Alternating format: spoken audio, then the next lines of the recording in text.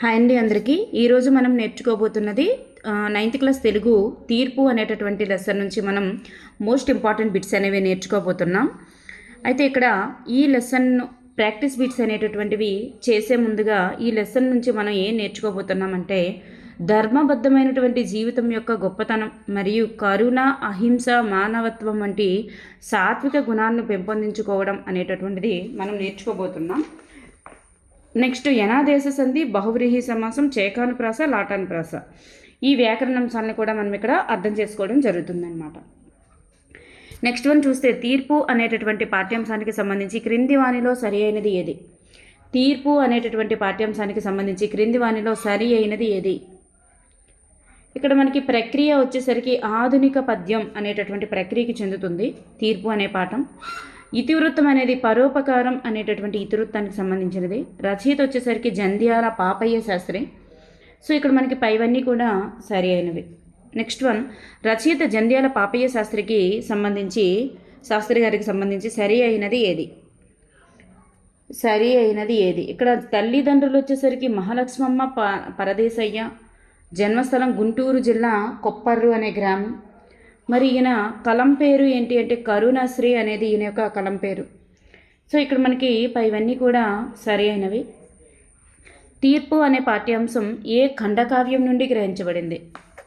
తీర్పు అనేటటువంటి పాఠ్యాంశం అనేది ఏ ఖండకావ్యం నుండి గ్రహించబడింది అంటే కరుణశ్రీ అనేటటువంటి ఖండకావ్యం నుండి గ్రహించబడింది. కరుణశ్రీ. జంధ్యాల పాపయ్య శాస్త్రి గారి యొక్క ప్రత్యేకత ఏమిటి? ఈయన యొక్క ప్రత్యేకత ఏమిటి? ఈయన కవి, పండితులు, విమర్శకులు, వ్యాఖ్యాత, సంపాదకులు, బాల సాహిత్య కథకులు. సో ఇవన్నీ కూడా ఈయనకి చెందుతాయండి. ఈ లక్షణాలు ఇవన్నీ కూడా ఆయనలో ఉన్నటువంటి గుణాలు. సో అతనికి ఇవన్నీ చెందుతాయి కాబట్టి పైవన్నీ ఇస్ ద ప్రత్యేకతలు. Right answer. నెక్స్ట్ వన్, కరుణ, సత్యం, ధర్మం, న్యాయం, భూతదయ, అహింస, క్షమా గుణం మొదలైనటువంటి సాత్విక గుణాలను అలవరుచుకుని ఉన్నతమైనటువంటి జీవనం కొనసాగిస్తూ మానవత్వం చాటుకోవాలని చెప్పడమే ఉద్దేశంగా గల పాఠం ఏది? ఇట్లాంటి ఉన్నతమైనటువంటి జీవితాన్ని కొనసాగిస్తూ మానవత్వం చాటుకోవాలని చెప్పడమే ఉద్దేశంగా గల పాఠం ఏది అంటే తీర్పు is the right answer. Siddharthudu, దేవదత్తుడు, హంస పాత్రలుగా కలిగినటువంటి పాఠం ఏది? సిద్ధార్థుడు, దేవదత్తుడు, హంస పాత్రలుగా కలిగినటువంటి పాఠం ఏది అంటే తీర్పు ఇస్ ద రైట్ ఆన్సర్. చిన్న కథ, పరిమిత పద్యాలు, కొన్ని పాత్రలు. చిన్న కథ కలిగి ఉంటుంది, పరిమిత పద్యాలు కలిగి ఉంటుంది, కొన్ని పాత్రలు కలిగి ఉంటాయి. ఇటువంటి కలిగినటువంటి రచనను ఏమంటారు? ఇటువంటి లక్షణాలు కలిగినటువంటి రచనను ఏమంటారంటే ఆధునిక పద్యం లేదా ఖండకావ్యం. ఈ రెండు కూడా ఆన్సర్స్ అవుతాయండి. ఆధునిక పద్యం లేదా ఖండకావ్యం is the right answer. Next one, ఖండకావ్యం అనేటటువంటి ప్రక్రియకు సంబంధించి సరి అయినది ఏది? ఖండకావ్యం అనేటటువంటి ప్రక్రియకి సంబంధించి సరి అయినది. ఇక్కడ చూస్తే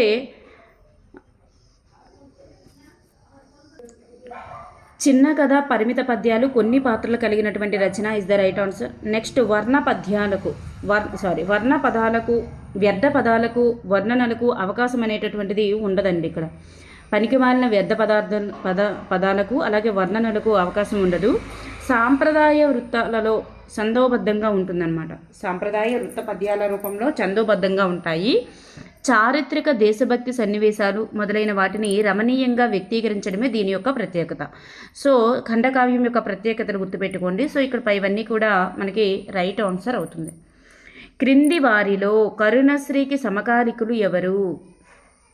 క్రింది వారిలో కరుణశ్రీకి సమకాలికులు ఎవరు? పైవారిద్దరూ ఇస్ ద రైట్ ఆన్సర్. ఆరుద్ర, పుటపర్తి నారాయణాచార్యులు వీళ్ళిద్దరూ కూడా మరి జంధ్యాల పాపయ్య శాస్త్రి గారికి సమకాలికులుగా ఉన్నారు. నెక్స్ట్ వన్, తీర్పు పాఠ్యాంశానికి చదవండి, చర్చించండి అనే శీర్షికను ఇచ్చినటువంటి గేయం పేరేమిటి? కృష్ణ గీతికలు ఇస్ ద రైట్ ఆన్సర్. కృష్ణ గీతికలు. మరి ఈ కవితను రచించిన వారు ఎవరు? ఈ కృష్ణ గీతికలు అనేటటువంటి కవితను రచించిన వారు ఎవరు అంటే Perugu Ramakrishna is the right answer. కృష్ణ గీతికలు అనేటటువంటి కవితను ఖగ సముదాయానికి ఆయువు పట్టుగా ఏ పక్షి సంరక్షణ కేంద్రాన్ని గురించి కవి తెలియజేశారు? దేని గురించి తెలియజేశారంటే నేలపట్టు పక్షి సంరక్షణ కేంద్రం గురించి రచయిత పేర్కొనడం జరిగింది. కృష్ణ గీతికలు అనే కవితలో కవి పేర్కొన్నటువంటి పక్షులు ఏంటి? పైవన్నీ అండి. పెలికన్ గురించి చెప్పారు, ఎర్ర కొంగ గురించి చెప్పారు, శబరి కొంగ గురించి చెప్పారు, వడ్రంగి పెట్టె గురించి కూడా చెప్పడం జరిగింది. సో పైవన్నీ is the right answer. Next one, రాజకుమారులతో కలిసి విహారానికి వెళ్ళినటువంటి సిద్ధార్థుడు ఎవరితో వాగ్వాదానికి దిగాల్సి వచ్చింది? రాజకుమారులతో కలిసి విహారానికి వెళ్ళినటువంటి సిద్ధార్థుడు ఎవరితో వాదానికి దిగాల్సి వచ్చింది?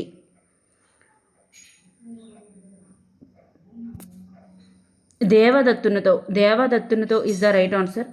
నెక్స్ట్ వన్, అంబర వీధియందు గగనమయ్యను బారులై విహారం బొనరించు మంజుల మరల గణమ్ము. ఈ పద్యంలో మరలా గణమ్ము అనగా అర్థం ఏమిటి? మరాల గణమ్ము అనగా అర్థం ఏమిటి? హంసల సముదాయం ఇస్ ద రైట్ ఆన్సర్. తీర్పు పాఠ్యాంశంలో ఆకాశంలో విహరిస్తున్నటువంటి పక్షుల సముదాయం ఎలా ప్రకాశిస్తుందని కవి తెలిపారు? తీర్పు పాఠ్యాంశంలో ఆకాశంలో విహరిస్తున్నటువంటి పక్షుల సముదాయం ఎలా ప్రకాశిస్తుందని కవి తెలిపారు అంటే సరస్వతీదేవి యొక్క పాదాల సవ్వడిలా ప్రకాశిస్తుందని తెలిపారు. ఈ రచయిత పేరు వినగానే ఘంటసాల గారు ఆర్ద్రంగా పాడినటువంటి విలాపం గుర్తుకు వస్తుంది. పుష్ప విలాపం అనేటటువంటిది గుర్తుకు వచ్చేటటువంటి రచయిత ఎవరు? కరుణశ్రీ గారు. తీర్పు పాఠ్యాంశంలో కరుణమూర్తి ఎవరు కరుణమూర్తి? సిద్ధార్థుడు. తీర్పు పాఠ్యాంశంలో ఎవరి యొక్క కఠినమైన పిలుపులకు హంస భయపడింది? దేవదత్తుడు ఇస్ ద రైట్ ఆన్సర్. దేవదత్తుని యొక్క కఠినమైన పిలుపులకు హంస భయపడింది. చెల్లి రావే, మామల్లి రావే, కల్పవల్లి రావే, పాలవెల్లి రావే. ఈ వాక్యం ఎవరితో పలికినటువంటి మాటలు ఇవి. దేవదత్తుడు హంసతో పలికినటువంటి మాటలు. దేవదత్తుడు హంసతో పలికారనమాట, అట్లా పిలిచారనమాట తన వద్దకు రమ్మని. కఠోరమైనటువంటి బాణం తగిలి హంస క్రేంగారం చేస్తూ అనంతమైన దయగాలవాడైనటువంటి సిద్ధార్థుని పాదాల చెంత పడిపోయింది. దీనిని కవి దేనితో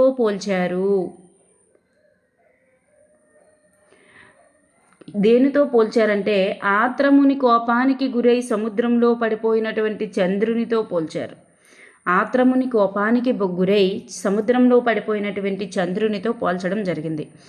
దేవదత్తుడు సున్నితమైనటువంటి రాజహంస రెక్క సందున క్రూరమైన బాణాన్ని గుచ్చి బాధించడాన్ని రచయిత దేనితో పోల్చారు?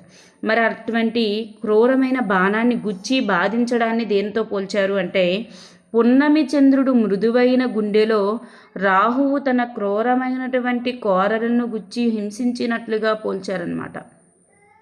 ఇలా పోల్చడం జరిగింది. నెక్స్ట్ వన్, తీర్పు పాఠ్యాంశంలో పాత్రదారులు కానివారు ఎవరు?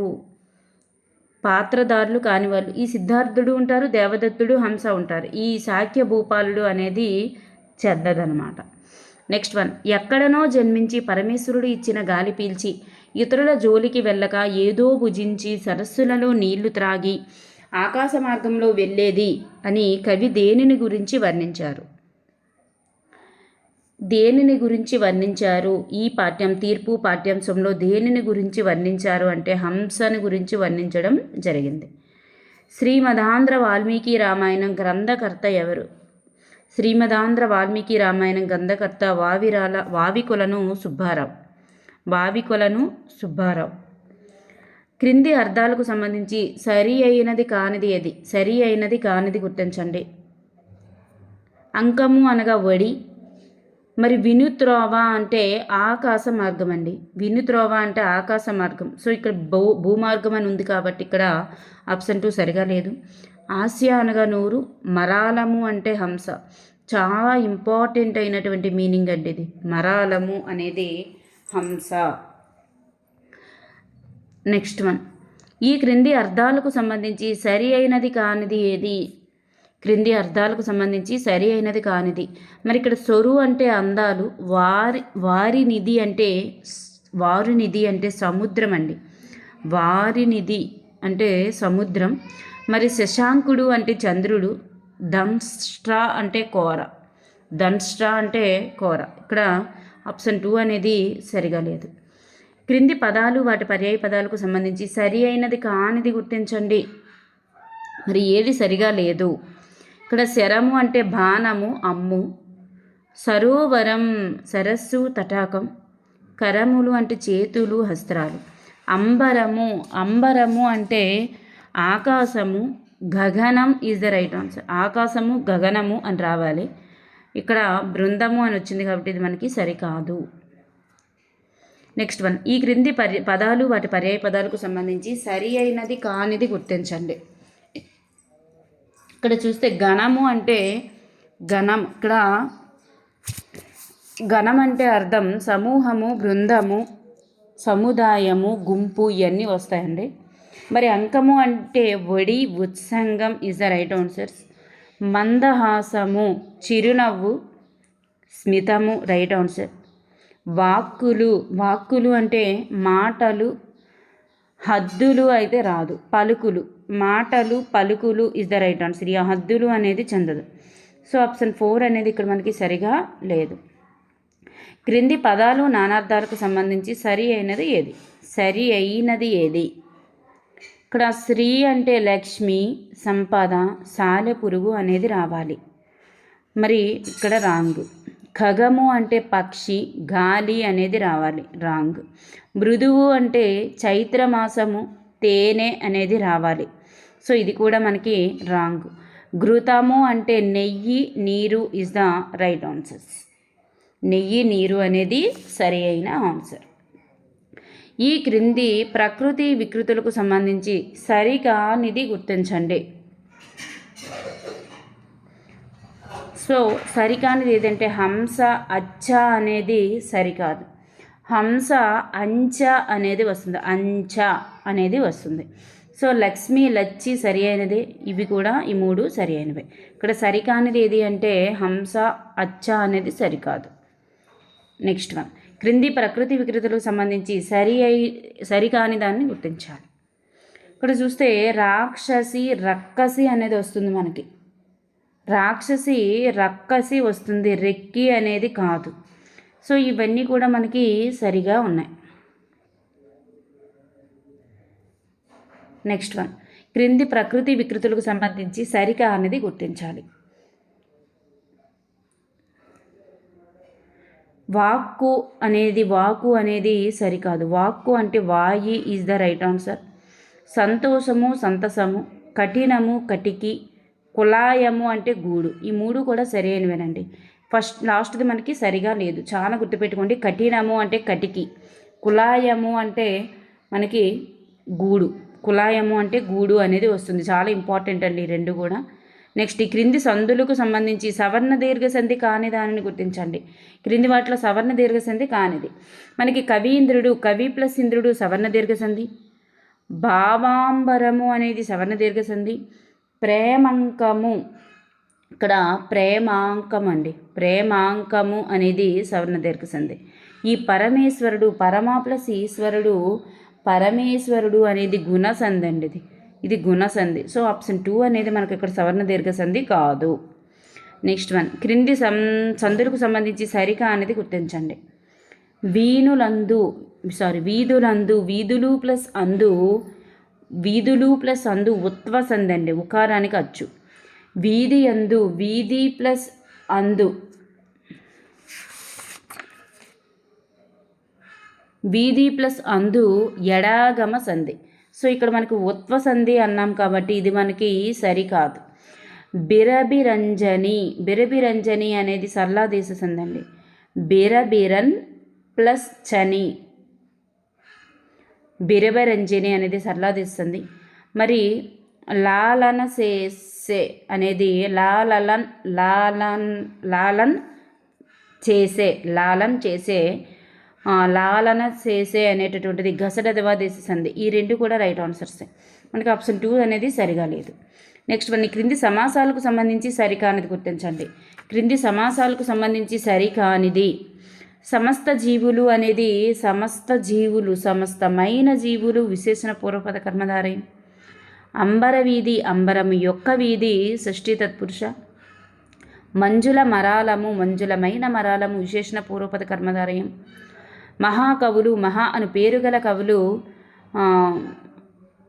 మహాకవులు అనేది మహాన్ పేరు గల కవులు అనేది రాంగ్. మహాకవులు అంటే గొప్పవారైన కవులు విశేషణ పూర్వపద కర్మధారయం వస్తుంది. గొప్పవారైన కవులు అనేది విగ్రహవాక్యం రావాలి, అది విశేషణ పూర్వపద కర్మధారయం అవ్వాలి. సో ఇక్కడ మనకు ఆప్షన్ 4 అనేది సరికాదు. క్రింది వానిలో ఉపమాన ఉత్తరపద కర్మధారయ సమాసం. ఉపమాన ఉత్తర పదం అంటే ఉత్తర పదం రెండవ పదం ఉపమానంగా కలిగి ఉండాలి. రెండు పదాలలో రెండవ పదం ఉపమానంగా కలిగినటువంటి పదాలు ఏవి అంటే తను, లత, శరాగ్నులు. లత వంటి దేనితో పోల్చారు? శరాగ్నులు. అగ్ని వంటి శరాలు, లత వంటి తనువు అంటే రెండవ పదం ఉపమానంగా కలిగినటువంటి పదాలన్నమాట ఇవి. సో ఇక్కడ ఉపమాన ఉత్తరపద కర్మధారానికి చెందుతాయి. మిగతావన్నీ కూడా మనకి అవి విశేషణ పూర్వపదానికి చెందుతాయి అన్నమాట. Next one,